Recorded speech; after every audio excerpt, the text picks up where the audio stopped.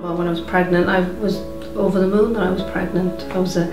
I'd already had a pregnancy when I was 23, and then I found that I was pregnant again at 43. So there was a big gap and a bit of a shock. It was, you know, I was really looking forward to it. My pregnancy was, well, really good, really, considering I was an older mum. I enjoyed my pregnancy, same as I enjoyed my pregnancy 18 years before that. Didn't seem to have any problems all the way through the pregnancy. Had a really, really good pregnancy.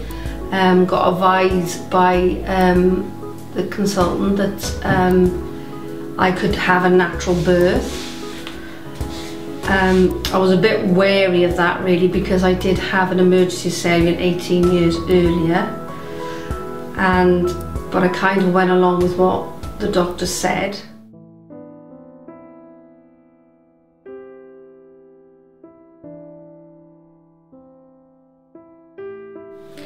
It was a traumatic childbirth. I went into labour on the Friday, and my waters are broken on the Friday. I went in obviously on the Friday on the weekend.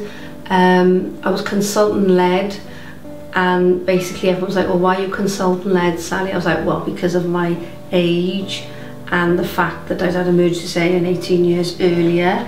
But they didn't, I sort of got the impression they were a bit reluctant to call the consultant. That's the impression I got. So I was kind of left, or sent home on the Friday.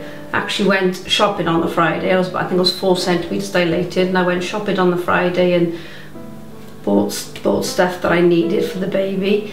And then went back into hospital, I think, on the Saturday night or the Sunday, I think, and one of the doctors at that point then sort of said, oh, you know, have you thought about natural birth, or are you opting for cesarean? And I was like, well, I'm just kind of in your hands really. You know, my consultant said yes, go along with natural birth, so I thought, well, that would be the thing to do. So I sort of went along with what they said. And then I kind of got the impression then, as the labour was going on and on and on, as if they got the impression that I didn't want a cesarean. And then it got to a stage that nobody was sort of making decisions. Ollie had about, I think he had about 9 stan events, which is where the baby's heart rate drops. And I've spoken to people since who are anaesthetists, because obviously I work in hospital, and they've said that, you know, if that happened 2 or 3 times, they would have called it and had a cesarean. So I do think that if I had a cesarean, Ollie wouldn't have had the brain injury that he had, and wouldn't be living life now with cerebral palsy.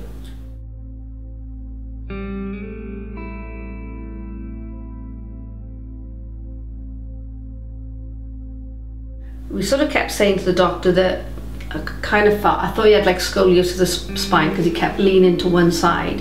He didn't, even at 6 weeks, I was thinking, oh, he didn't want to turn his head to the right. He was sort of always in that position like that. He couldn't turn it that way. And he wasn't really using his arm, but didn't notice that for a good few weeks. I did mention it to the doctor the 6-week check, but you know, we seemed to think that was okay, which is, you know, fine. And then in the end then we were like, no, I think there's something else going on here. I think in my head at that point when I went to the doctor, she kind of implied that it was Erb's palsy.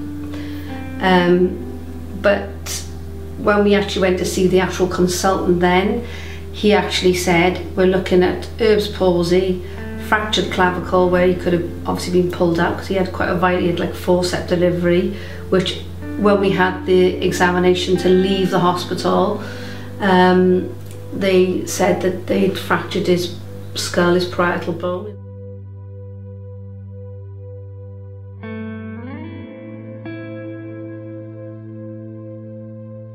And then he said, oh, I'm looking at a stroke.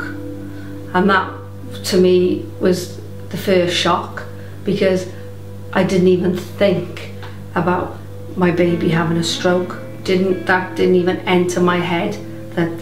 And so when he said that, obviously I was devastated in that, and because I work in a hospital, I actually phoned up my hospital, spoke to one of the radiologists, and they organised getting a scan done as soon as they could.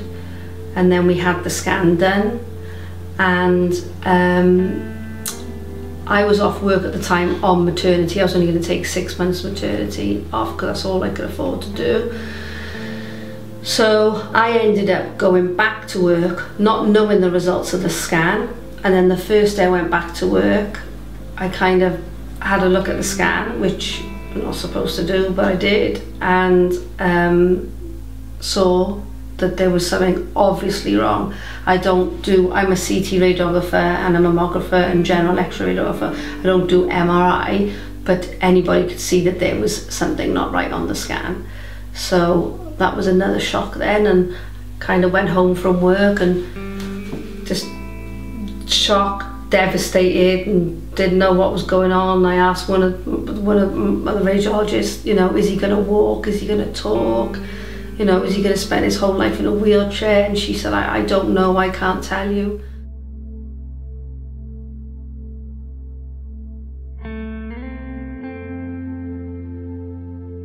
Scared, my God, yeah, really scared, and it was just a shock. It was just a shock. And then things kind of moved, that we went to see the neurologist, and we went to see the neurologist, and she, you know, categorically said that didn't happen at birth. I believe it did, but she said it didn't happen at birth, and that I could have had a blood clot, could have gone at my placenta any time when Ollie was in my womb, so that could have happened any time.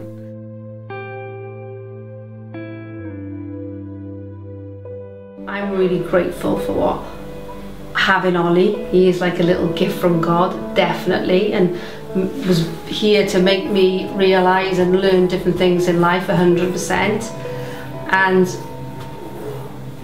I am really proud of him and everything he does and that, and everything he achieves, because he's achieved a hell of a lot more than I thought he was going to be. But also on the flip side of that, when we go to appointments with Ollie, when you see other children, there's some children far, far, far worse than Ollie. Ollie's lucky, really, really lucky. No, I wouldn't change anything, because I think because of the way he is, because of his condition, that makes him the person he is, I suppose, because he's so determined to do everything. His determination to just keep doing stuff makes him be that naughty little cheeky kid who just does everything. Sports day to Ollie, whereas I'm thinking, oh my God, it's sports day and he's not going to be able to do this, he's not going to be able to do that. He just laughs the whole time. Big massive smile on his face, cheats most of the time, puts a beanbag on his head and just runs like hell and wins, but he hasn't done it properly. But everyone laughs, and yeah, he's just funny. He is so funny.